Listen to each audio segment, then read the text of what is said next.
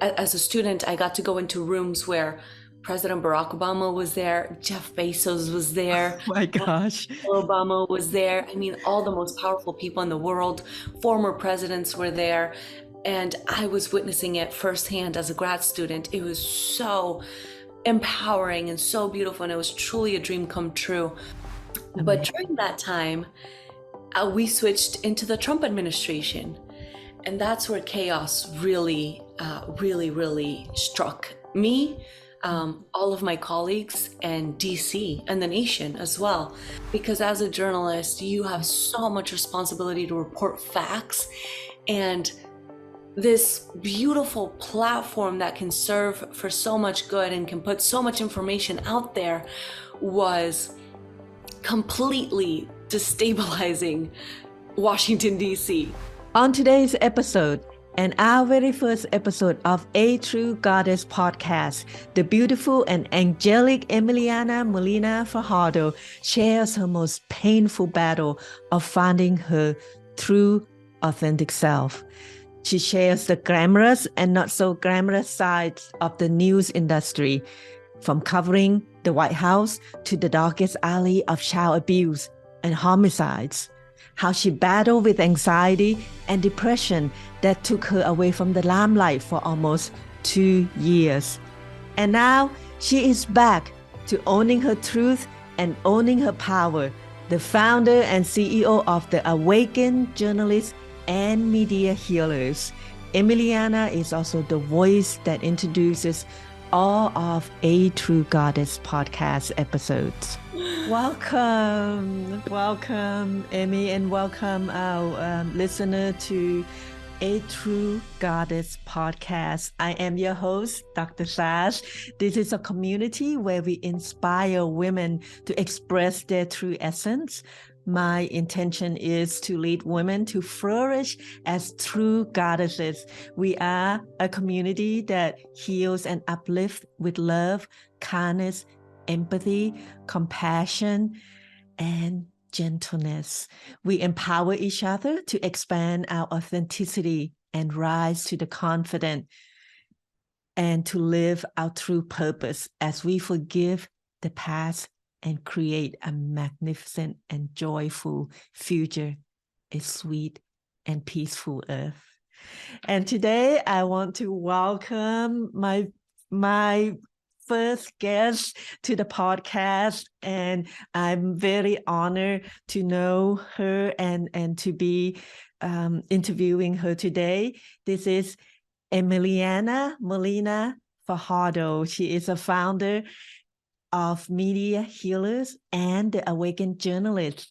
She's a bilingual anchor and multimedia journalist. She was a political correspondent in the nation's capital, covering the White House, Capitol Hill State Department. Wow. I'm just so honored. She's the Organization of American States and more for Noticias RCN and NTN24.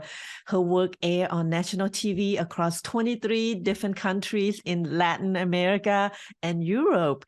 She has also worked as an anchor and reporter for NBC, Telemundo, and Univision. Wow. Emmy, I am so honored to be speaking with you today. You are such a joy to speak to. I'm just grateful that I met you in Miami, Florida. Welcome, Emmy. You look amazing, by the way. Thank you, Sass. You look amazing too. I feel honored. Thank you for that beautiful introduction. And thank you for having me. I'm so excited to do this. Me too. And Emmy, tell us a little bit about the little girl Emmy. Who was she? Where did she grow up? Just a little bit of your background. So I grew up in Medellin, Colombia. I was born August 7th, and it's a beautiful date because not only was the independence of Colombia signed that day, the Constitution signed that day, holiday, but it is also during a week of which Medellin comes into this beautiful celebration. It's called La Feria de las Flores. So it's the Festival of the Flowers, and it's a well-renowned festival in Medellin. And I was born in the midst of all that partying and celebration. Wow. Wow. Um, yeah, and Amazing. thank you, Sass. It's beautiful because it speaks a lot to my personality too. I'm a very self-expressed and joyful person, Mhm. um, which I also have a polarity in me, which like I can be extremely joyful and extremely happy, or I can feel my sadness very strongly. But we can get into that later. And when I was 9 years old, I moved to the US with my parents. You know, my parents started working from scratch. We came into my grandfather's apartment that he had in an area of Coral Gables in South Florida. Grew up in South Florida my whole life until I was around like 22, 20, 23. And started moving around a lot. I did my bachelor's at Florida Atlantic University, where I started with Owl TV News. So I started working there as a secretary and then slowly moved up my way to news director of the student-run television station at FAU. I stumbled into journalism with Owl TV by mistake, quite honestly, and fell in love with it from there. And then I graduated from FAU. For a year, I took a job as a receptionist, then realized how miserable I was working there, and realized that I didn't go to school to be a receptionist. I was not honoring my greatness and my skills and my talents as a journalist. And so I started applying to grad school, and I applied. You know, I looked up the best journalism schools in the nation when I was at FAU one day, just working casually, and stumbled upon Northwestern University in Chicago. And I said, I want to go here. And I applied. I told my former advisor, hey, I applied to the school. It's like the best one in the nation for journalism. That's where I want to go. And he just went, don't put all your eggs in one basket. And I just said to him, well, yeah, because if I don't make it, that's okay. I'll keep applying. This is the school I want. I'm going to apply until I get it. Mhm. And little did I know, I made it in the first try. So I went to Northwestern for a year, did my master's in journalism, graduated in 2016. When I was there, a lot of things happened for me, very big things. I was awarded a scholarship, and the Obamas gave it to me in Washington, D.C. It was a scholarship from the White House Correspondents Association. We can get into the details of that story later if you want.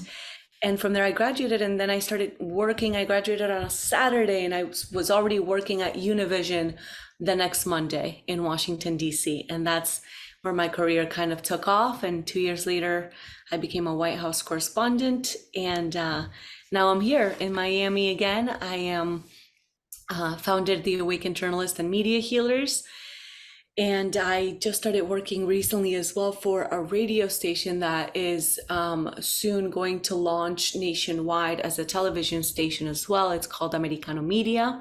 So I'm doing that as I am also entrepreneuring on the side. That's kind of sums it up a little bit. Wow, wow, you are a busy person, and that was an amazing story in a nutshell, right? I'm sure there are much more. And how was it like growing up in Florida? I mean, it's like a vacation place, right? Everybody wants to go there to have vacation and stuff, and but you get to live there. It's like every day is sunshine and beautiful. How was that like for you? Yeah, so I love that you say that, because growing up, and especially when we were in high school, I always used to post pictures saying, I live where you vacation. And it's true, it's paradise. I'm 5 minutes away from the beach, so I grew up running and jogging and bike riding to the beach a lot. I love the ocean. The only thing is, it definitely is a little humid. So the hair doesn't always look this nice. It's a lot, it's really frizzy sometimes. Yeah, yeah. Yeah, and it gets really sweaty sometimes, so we leave the house smelling great and looking beautiful, and then 5 minutes into being outside, we're already like drenched in sweat, because it is very hot and humid. But I love South Florida. I love South Florida. My family's here, so and I love being close to my parents and my sisters and my niece and nephew. I was away from them for a good 6 years. Coming back and forth to visit, but since I moved around so much for work, I didn't always get to enjoy family gatherings, and that was a big part of my heart, and a big part of me that didn't feel complete throughout my career because I was achieving so much, but not often being able to celebrate it with my loved ones, and that was very hard. I see. You talking about achievements.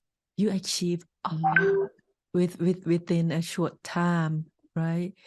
You were very young being the White House correspondent.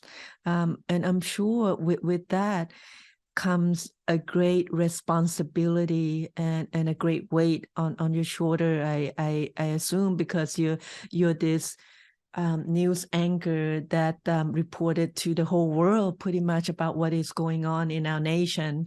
And what was that like for you back then? In one word, chaotic and very well put together. So, well, 2 words, right? Or 3 words, chaotic and well put together. So 3 words with the well put together, but chaotic because I started when I was at Northwestern as a grad student. And Northwestern Medill School of Journalism has this beautiful program that allows students to who want to excel in politics reporting to work from Washington, D.C., and to get firsthand access into the White House, into Capitol Hill, into the State Department. So as we're graduate students and exploring the field of journalism and learning about it, we're also witnessing firsthand the history before our nation. And I took full advantage of that. So I moved from Chicago to DC and did my last quarter in politics reporting in Washington, DC. And as a student, I got to go into the White House and report on whatever Obama's administration was working on at that time. So I got to experience a very structured and ordered administration, because with his administration, his team would post the news stories and upcoming events for the whole week on a Sunday. So on that Sunday, we knew what was happening throughout the whole week and we could prep ahead of time. So for Tuesday, I could already start investigating and researching and looking for sources. For Wednesday, same thing. For Monday, Thursday, Friday.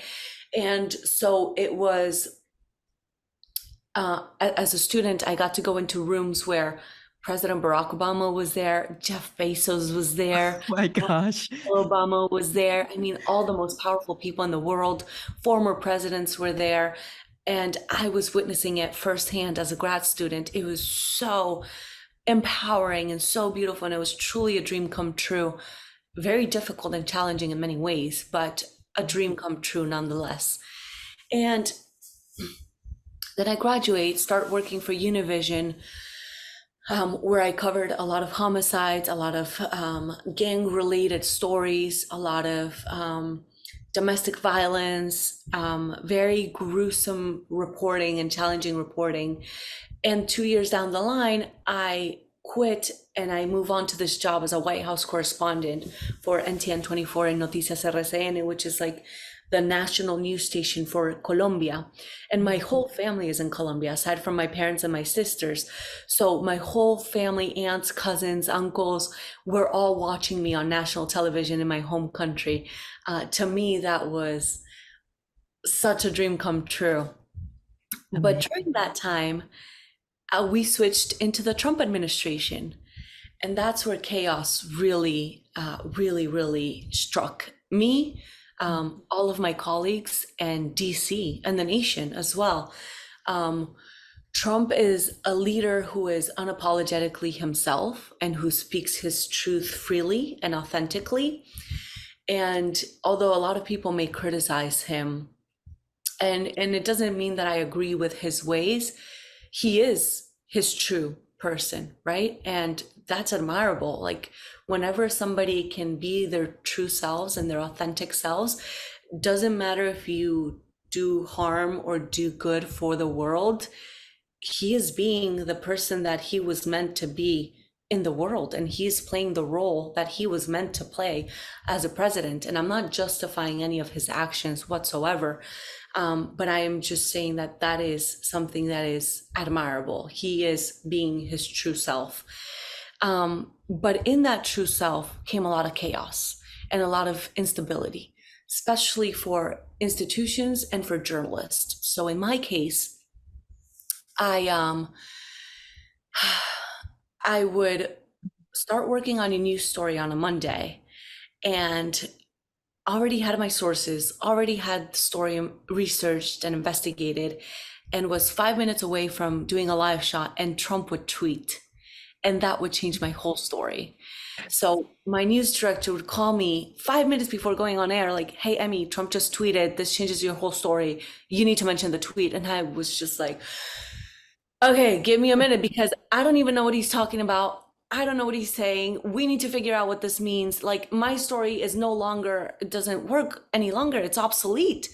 Says that was so stressful, because as a journalist, you have so much responsibility to report facts, and this beautiful platform that can serve for so much good and can put so much information out there was completely destabilizing Washington, D.C.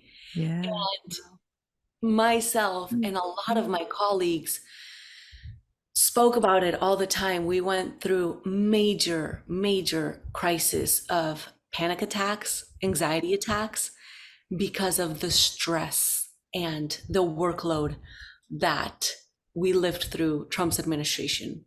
I mean, on a Friday, I couldn't even make plans to go out to dinner with my ex-husband, because I would make plans. We had dinner at 7 p.m. on a Friday, and Trump would tweet Friday at 6:50 p.m. "Kim Jong-un, if you launch another ballistic missile, I am going to respond with fire." And, don't quote me on this. This is kind of, I'm giving examples of kind of what would happen, but he didn't say this verbatim on tweets, but he got pretty close to that on tweets. So on a Friday night, when I was about to go home and have dinner and have a date, it would end up being like, okay, no, I'm going back to the White House because Trump just tweeted that he's going to respond with fire to Kim Jong-un. And that was so stressful, because we didn't know when he was for real or when he was just trying to create headlines. And every single tweet we had to take, with the utmost responsibility and seriousness of the matter, and start reporting into it. But 5 minutes or 10 minutes or an hour down the line, the narrative would change completely again. So we never knew what was going to happen with him. And that not knowing was extremely stressful. Wow. And I'm sure, being the White House correspondent, you were you get some of the information that the rest of us don't see or don't know. And what is it like for you to keep some of the chaos just away from the camera, just because you have this responsibility, to tell facts, but again, you don't want to just, just, what I mean, just say things in a way that it could portray our country in a bad way. Yeah, so I'll speak to my personal experience on that. And sometimes I couldn't keep the chaos away from the camera. I mean, as journalists, we're trained and we're taught to not show emotions on camera, because it's a valid statement. It takes protagonism away from the story, and it brings the protagonism onto the journalists and ourselves. Mm-hmm. Because we've seen headlines where journalists have teared up on camera. There was one headline one time, and I saw Anderson Cooper, CNN anchor, tearing up on camera with the shooting at Pulse nightclub in Florida, because he is also a member of the LGBT community. And I can't even imagine how difficult and painful it was for him to cover that. So sometimes we can't keep the chaos away from cameras. I myself have teared up on television before, telling very difficult news stories. But when I did, I tried to very quickly put myself together and continue reporting the story and the facts. And when I would oftentimes get off the air, I would literally put my microphone down and I would go into the car and I would just tear up and let it out and start bawling. And that's how I used to cope with a lot of the stories, especially stories of rape, of homicides, of shootings, hurricanes, mass school shootings. I mean, I was covering the Texas shooting at a Walmart in El Paso, Texas. And that was so painful, Sass, because when that shooting happened in Walmart, I traveled from DC to Texas, and it was the week of my birthday.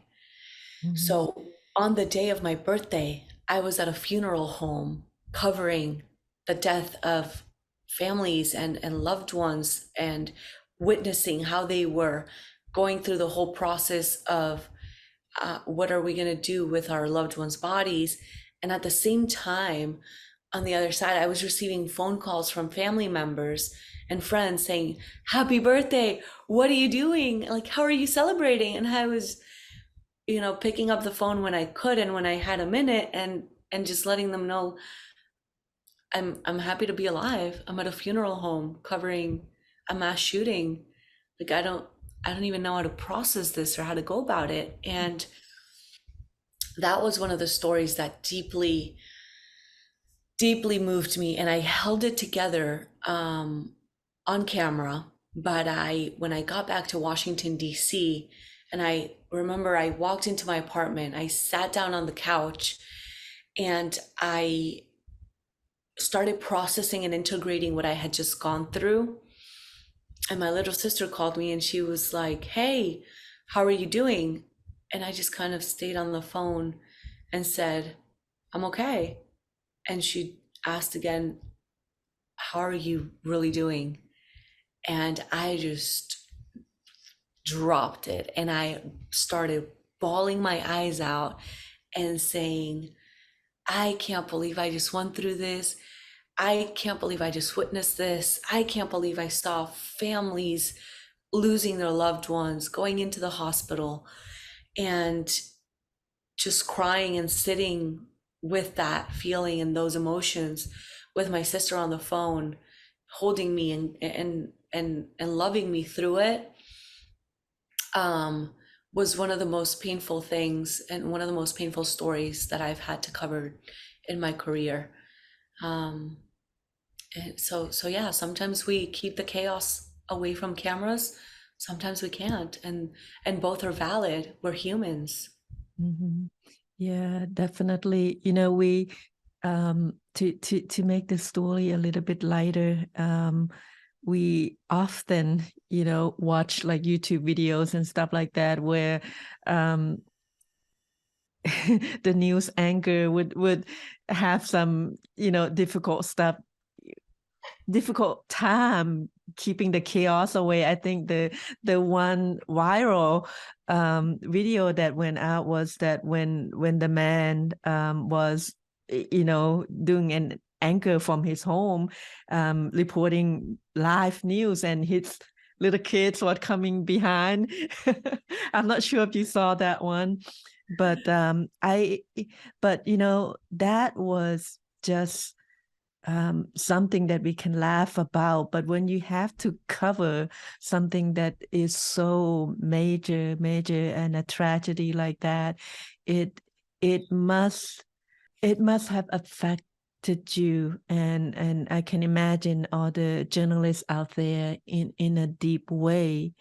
And how does that, and I know from listening to different stories that you have told, how does that situation kind of build up to the point where you said, hey, I need to take a break from this. It seems so glamorous and like powerful, like you said, empowering to be in front of the White House and speak in the same room with the president and these famous people and that famous people.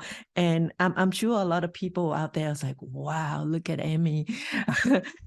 But there is the other side of that story where you have to take you have to take in all those emotion, and sometimes you don't, you you weren't prepared, or you weren't allowed to process it all, and then it just built up inside year after year. And then when was that moment that you said, I have enough. I need to go take care of myself.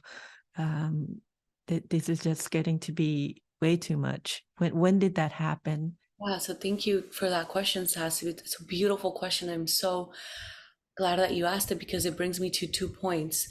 And I'll start with the first one, right? With the moment when I said this is enough. I ended up quitting being a White House correspondent and moving to San Diego, California. I took a job with NBC and Telemundo to become their weekend news anchor and multimedia journalist. And it was a much lighter job and much easier and less stressful than what I was used to at the White House. So in a way, that job gave me the opportunity to kind of unwind and breathe through a new process that I was going through as a person and as a journalist. And in that process and in that, it wasn't a pause, but it was definitely like a break, from the chaos that I had lived as a White House correspondent, and all the news stories that I had not processed, and all the trauma and the pain that I had not fully integrated within myself kind of just started crumbling down on me. And I started having the strongest panic attacks that I had ever had in my life, and anxiety attacks. And this was right around March when we started lockdown for COVID. And I believe it was a Friday, came down with a fever and started not being able to breathe. So I couldn't say more than 3 words in a sentence without being out of breath. So I called my news director and I let him know, hey, I think I may have COVID. I might go to the hospital because I have a fever and I can't breathe. And I was one of the first alleged cases in that news station, so they didn't know how to handle it. So I went to the hospital and got all the exams done, got everything checked, and it ended up not being COVID. It ended up being panic attacks and anxiety attacks.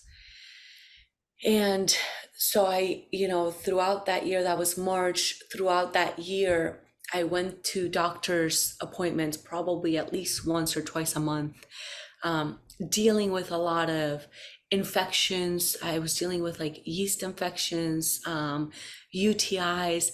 I was dealing with anxiety, lack of breathing. I was at one point diagnosed with asthma, and they sent me home with an inhaler. And I would use the inhaler before going on air and it wouldn't work. Mm-hmm. So I thought to myself, what is going on? And I just could not figure it out. And until finally in November, I was also going through a divorce. So it was, everything kind of came crashing down, right? My personal life and my career. And in November, I remember I was very depressed. I was very sad. It was getting very hard for me to keep it together on air and holding my tears back and not crying on air.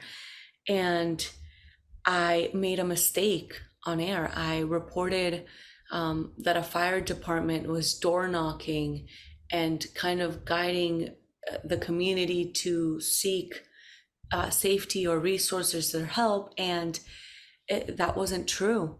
That fire department didn't go door knocking and didn't even work in that county, and it was very difficult for me because the PIO for that fire department emailed our news team and said, "Hey, this is wrong reporting. What's going on?"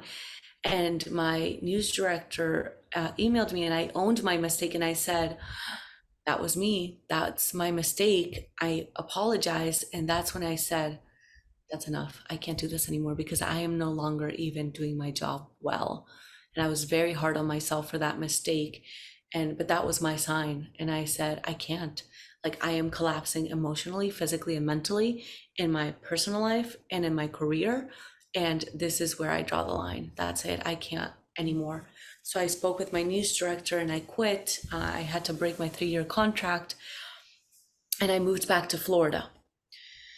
With that said, to answer your second point, that's when I said I had enough. And I came up with Media Healers. Because on Media Healers, what I'm doing is sharing the stories of journalists to guide them to speak their truth and speak about their experiences and what they've gone through, so that we can help as a community create or co-create this healing experience for journalists, because our stories aren't told. We're always telling everyone else's stories, but nobody tells ours. And we don't have nearly enough resources to guide us to cope through the trauma of being first responders, because journalists are first responders too. We go to the scene of homicides. We go to the scene of fires and explosions and hurricanes, just like police officers do, just like firefighters do. And we don't even have training in it like they do. Mm-hmm. So Media Healers is creating that awareness and is speaking to that need that we need more safety, we need more resources to guide us to cope through all these traumas, and we need more support in the aftermath of covering these very difficult nationwide tragedies, global tragedies, and local tragedies. And so that's where I'm at right now as well. Wow. A long answer to your question. That got to be hard though. I mean, we go through some, I have my share of difficult situation in my life, but that got to be very hard. And what do you do? What would you tell people? Even the news person, how do you take the time? When would that be to go out and said, I need help, I need to slow down, I need professional help? And when can you speak up, for example? And I know you said there's not support out there for the news person. They expect you to do this rough job, covering difficult news, and don't give you the support that you need. What would you tell other people and who are going through the same situation? They don't need to be in the news industry. They could be in the healthcare field, and having to deal with all this trauma that coming into the emergency room, for example. What would you tell those people? Ask for help. It's okay to ask for help. You don't have to go through it by yourself. And sharing your story is so powerful, because when you share your truth, you are going to realize that you are not the only one feeling like this. And there is so much love, compassion, and empathy that you can find, and so much understanding that you can find by sharing your truth alone to somebody else. And you are most likely going to realize, wow, not only am I speaking my truth and this is helping me heal, but the other person listening to me, whether it's a therapist, whether it's a coach, whether it's a mentor, a boss, your mom, your partner, a friend, you're going to realize that they're probably going through something similar or will have loving words of support because you're sharing your vulnerability. So ask for help. It's okay to ask for help, and it is very, very much needed sometimes so that you don't come to a point where, for example, you feel like taking your life is a solution to your problems, because it is not. And I feel very strongly about suicide prevention because I've had very dark thoughts in my process and in my life.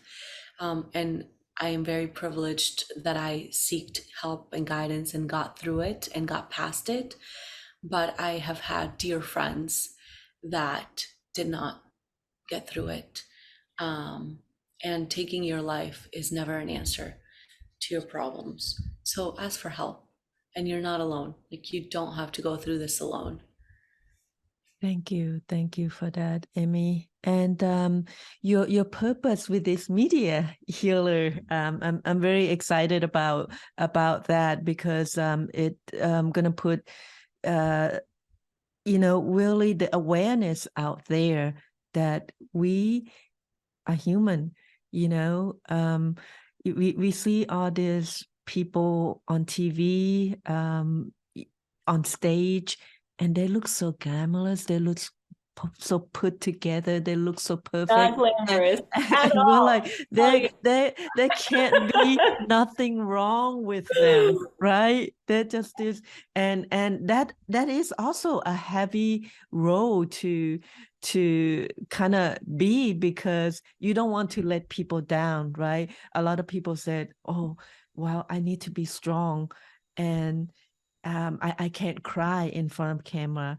I cannot feel the emotion, right? But that's not true. People connect with a human being. They don't connect with, just someone who just up there reading the script, right? And thank you for sharing your story about that. And to Yes. to add to your point, Sass, because I know that it's been a very like a very heavy interview, right? But there's this very heavy side of journalism, but there's also this very beautiful side of journalism that we as journalists, we are so resilient and we are so passionate about our job. I mean, at least this is my story. I am so passionate about storytelling, Yeah. and I have learned that there is nothing more attractive than a person who allows themselves to feel their emotions, every single emotion, whether it's that heaviness and that darkness that we just went through in this interview, or the lightness that I feel like we're stepping into now, because journalists laugh at themselves all the time. Because people think that because we're on camera and we look great on air and so well put together, that it is glamorous. And it is not. It is so far from glamorous. We sometimes do the job of 5 different people. I mean, I've been my own photog. I drive to my news stories sometimes and driven to my news stories. I edit them. I used to record myself on live television. And it is so difficult and so challenging. And sometimes we're not even paid nearly enough for what we do. I mean, I have friends that literally work in the news industry and are doing Uber at the same time because they're not paid enough and they can't make ends meet. So they have to look for a second job. So no, the news industry is anything but glamorous, unless you're someone like Anderson Cooper who's already making millions on television. Then maybe it's a little glamorous, but even then he still has to go out and do very difficult reporting in the middle of hurricanes or in the middle of shootings. So even then he is faced with nationwide tragedies. So I think one way that we have found to cope with all the heaviness that comes with the storytelling is joking and making jokes about situations and laughing off how messed up the news industry can really be because there's a lot of room for improvement in the news industry and we all know it. I mean, Yes. even the audience knows it. So Right, right. Great. And so you've been through this healing journey, and how long did you take a break from the new industry? So I literally just took a job again 2 weeks ago. So I took a break for a year and 11 months to be exact. And a break from working in a corporation and in news. Mhm. But I wasn't really on a break. I was going to my inner world, going to understand myself. I was going deep within my own healing process and getting to know myself, getting to know my patterns, getting to know my ego, getting to know my subconscious, my unconscious, my conscious mind, my superconscious mind, and just really, really going through it. And I think that that is probably the hardest job I have done in my life, is getting to know myself. And sometimes people underestimate the power of doing that inner work Mhm. or minimize it and think that because you're on a break that it is not challenging, but that is probably by far the best achievement of my life.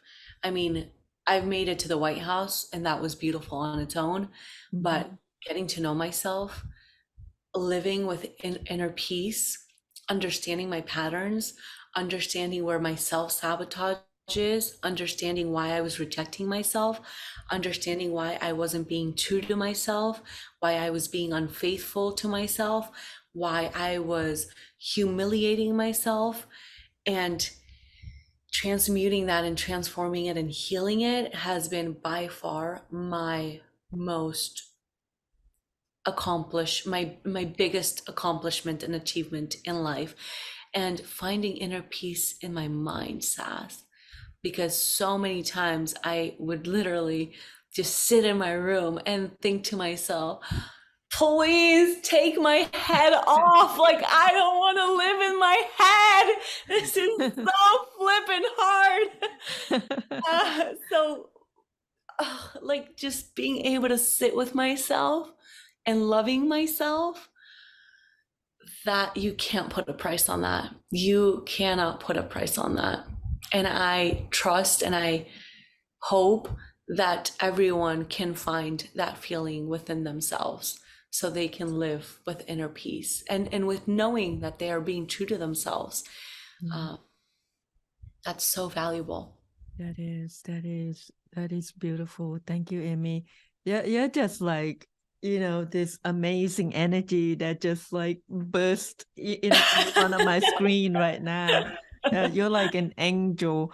Um, Thank you. I really love talking to you, and And I work feeling with like, angels, by the way. So I yeah, love I mean, angels. I just you just look. I know we talk a few times, but today you just look so angelic, and I just want to throw that out there, and just sitting here listening to you, the wisdom that came with something that you know not such a good experience, right? When you have to deal with going inward and trying to find yourself.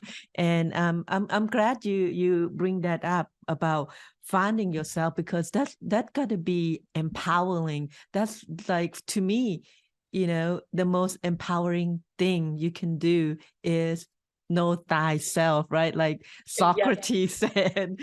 Yes, yes. But When you what? know yourself, you stop seeking external validation. And Mm-hmm, when you know yourself, when people try to project their insecurities onto you, mm-hmm. you can choose to not agree with that and say, thank you, I see you and I hear you, and that's yours. That's not mine. Exactly. And that's so empowering. That is, you have to know and stand in your power, and with with us being God's, I'm very spiritual, so with us being God's children, I believe that we, uh, when we really find our true self, which is our divinity, we can overcome anything. Sometimes, it may take you down different paths, different journey, right? Some dark path, but you come out flourishing, like Emmy, the founder of the Media Healers. What Go back to your purpose there, the Media Healer. Um, what what do you want to come out of that? What is your purpose, and where can people find you, as far as that section? I know you're in the news, you're like everywhere in the world, but what's the Media Healer? Where can they find you? So, Media Healers, you can find me if you look on Spotify, The Awakened Journalist, you can find my podcast on there. And Mm-hmm. that's where you'll find all the episodes for Media Healers as well. And you'll find very spiritual episodes as well. So, not only am I telling the stories of journalists, but I'm also telling my personal story, my personal journey. And I interview people like you as well. And I invite you guys to share your truth, because the world needs more truth. And when we stand in our power, when we stand in knowing ourselves and speaking that truth, we are elevating the consciousness of humanity as a whole, and we're inviting other people to step into that courage and that vulnerability to speak their truth and to own their truth, because your story is your mission. Your story and your lived experiences are your purpose and what you came to offer the world. So yes, I went through a lot of dark situations in the news industry and in my life and personal. And in that darkness, I turned that chaos into my purpose, and I turned that pain into my mission. So everything that I went through in the news industry, the difficult, the beautiful, and the challenging, and the painful, and the chaos, and the order, and the structure, everything all served for a higher purpose. And that higher purpose is Media Healers. So with Media Healers, I am generating this conversation that needs to be had in the news industry. I am creating this safe space for other journalists to co-create with me and to own their truth and tell me their stories, and to help me transform the news industry, and to share with me what we can improve together, because I can't do it alone. We have to do it together in the news industry so that we can deliver better information to the audience and better information to the world. And eventually, I do want to take all this knowledge into the newsrooms and start guiding newsrooms to transform into better and healthier working environments. Because when we transform those newsrooms, we transform the mental health of our journalists as well. And we can then do better storytelling and better news coverage, because our reporters and our journalists are healthy and are strong and are well. And that's not always the case, because we don't have the necessary support to cope through certain stories that we have to share. Thank you, Amy. What is the one thing you said that you're super proud of? And I think I know what you're gonna say, but this is the question that I prepared that I want to ask you. What is the one thing that you did that you are super proud of? It doesn't need to be big, but I mean, there's a lot of things that today I am proud of and that I wasn't proud of back then, but I have done so much self-work that I now honor all of myself and all of my parts, my light and my shadow, my mistakes and my virtues. And what's coming to mind is one of the things that I feel most proud of, and this was a huge deal because this is when my whole transformation began, was sharing a very painful truth with my ex-husband. So I told him that I cheated, and I owned my mistake, and I owned the pain and the suffering that I caused myself, and that I caused him, and that I caused the people around me. Because not only did I hurt myself in the process of taking this action, but I also broke his heart. I broke my heart. I broke my family's heart and his family's heart. It was a very difficult and painful situation, but owning that truth led me to where I am today.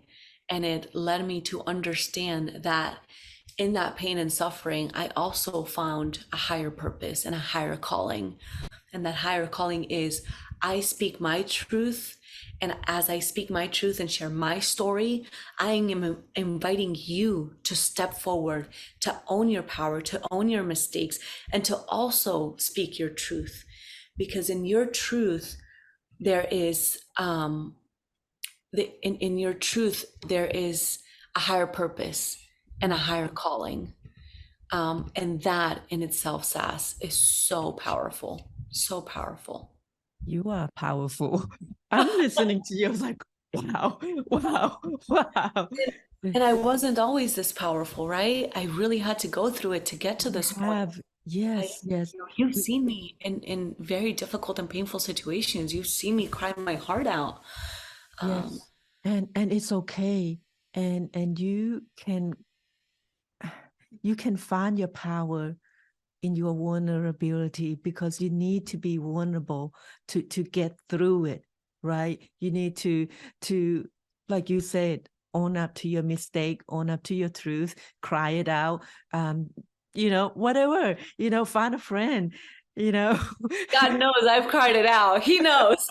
And I fight with him often too. I tell him, listen, you told me I need to start sharing my truth. So help me out here because, for example, prosperity and money have been a challenge in this process for me, right? My financial liberty has been a challenge. So in this mission, and I often ask for my angels for guidance too, and for support, but I also fight with them sometimes. And that's valid as well, because it's like, hey, I'm taking action, like help me out, because I'm getting to a point where I'm breaking down again. So I need support. And that's when I surrender and I trust that higher guidance, that we don't always understand and that we don't always know what's going to happen or what's coming. But as long as you're staying true to yourself and owning your truth and owning your mission and your purpose and taking action towards your goals and your dreams, that higher divinity and that higher power that is within us all is going to support you in the process. And it's not always easy, but it is so worth it. It is so worth it. It's so beautiful, so beautiful. Amazing. Thank you. That is a powerful advice. And you gave our listener, you gave me many golden nuggets through this interview. And is there any one last word you want to tell our listener that they can learn from? Yes, I think one of the most beautiful things I've learned throughout this journey, and that is so valuable for me, is my freedom, my personal freedom.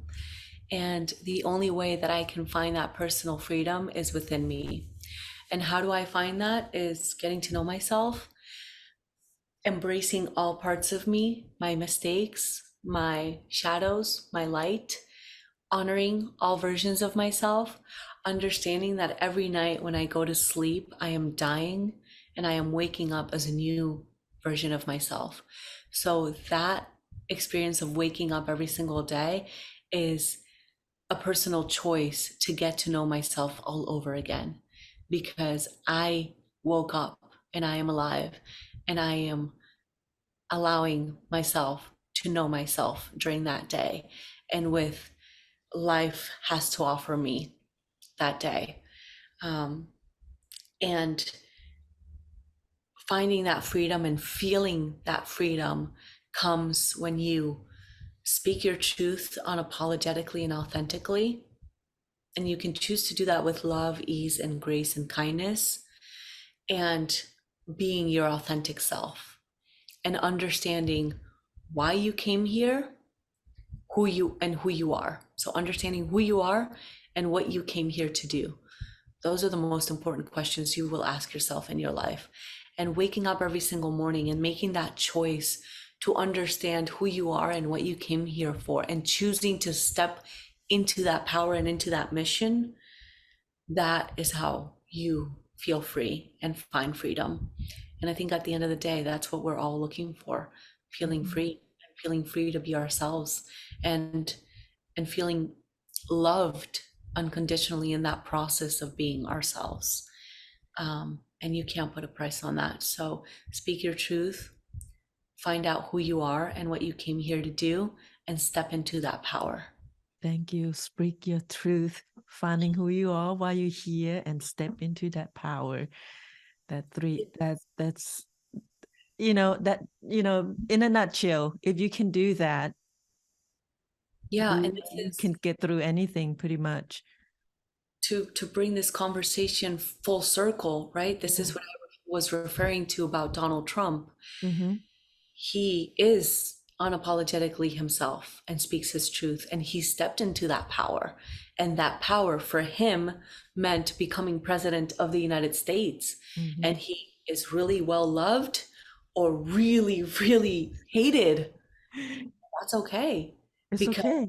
we don't need to be loved by everyone. Exactly. When we speak our own truth, and my truth looks very different from Donald Trump's, Mm-hmm. but when we speak our own truth, we find our tribe, Mm-hmm. and our tribe will come to us. And when your tribe comes to you and you attract your tribe like a magnet, Mm-hmm. it is so beautiful, because we develop connections like the one you and I developed when we met in Miami, when after I finished giving my speech. I mean, all it took was for us to look into each other's eyes Mm-hmm. and to just hold each other's hands and embrace each other. And there was moments where you were speaking to me about yourself and I was telling you a little bit about myself. Mm-hmm. And then there was times where we didn't even have to say a word, and we just sat in silence, hugging and embracing each other, because we felt that it was a deeper soul connection from this lifetime and past lifetimes.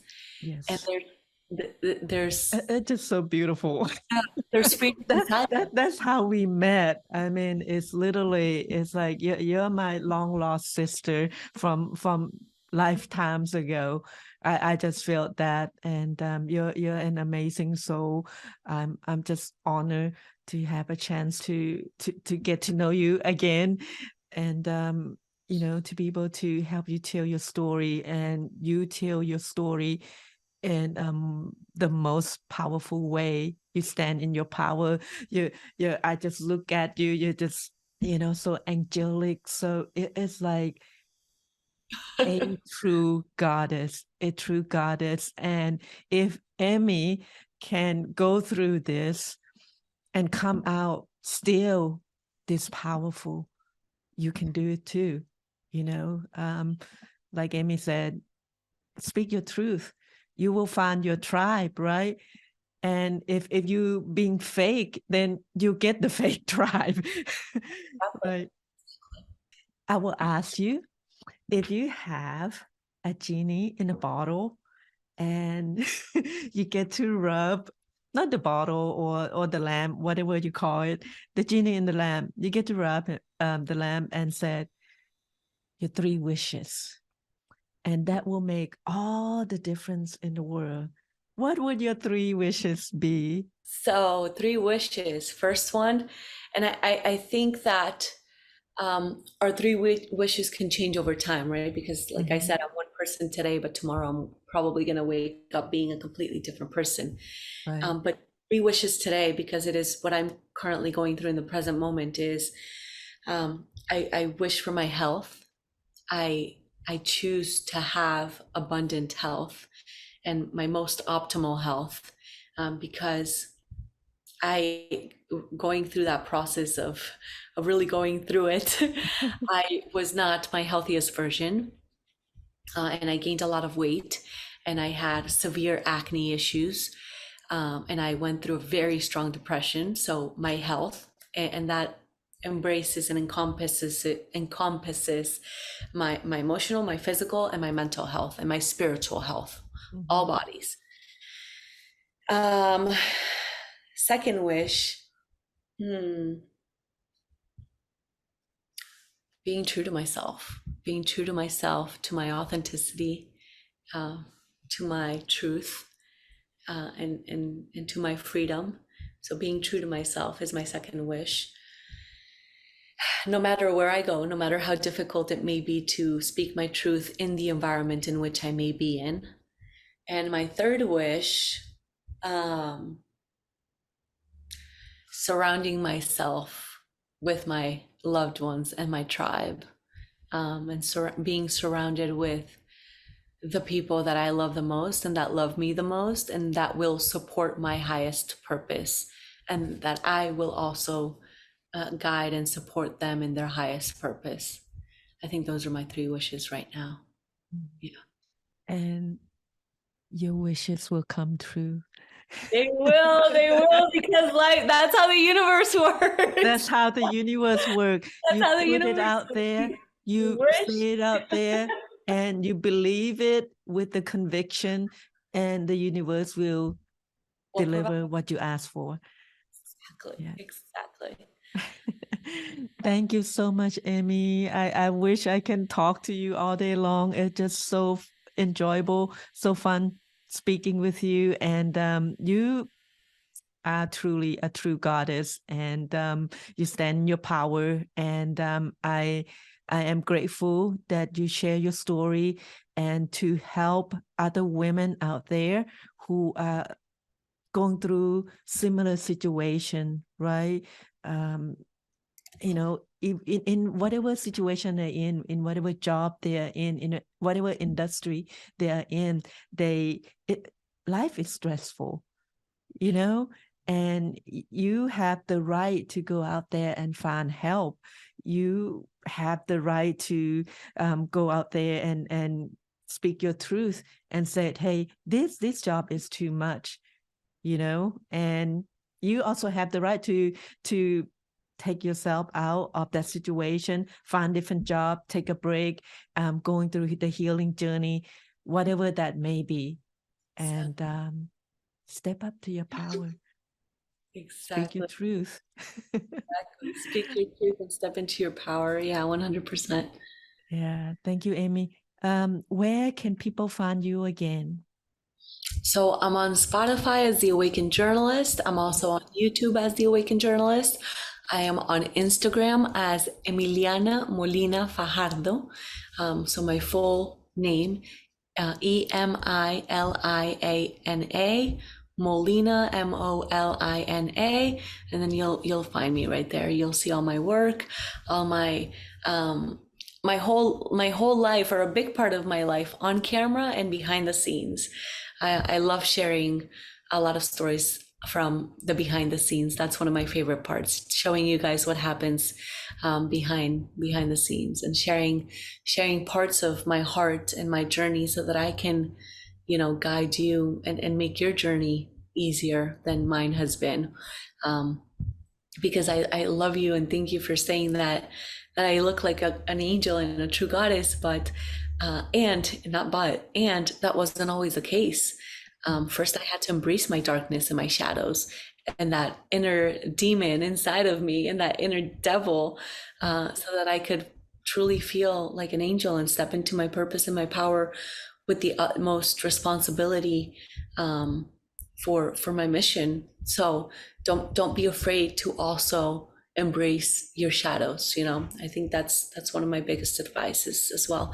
And be compassionate and empathetic with yourself as you are holding yourself through those very dark and difficult nights. Great. We can listen to you all day, Emmy. Thank you so much for your time, for your wonderful advice for our listener, and for flourishing to be this magnificent person that you already are inside. I love you. Thank you. This was such a pleasure, such an honor. I'm so grateful to have you in my life.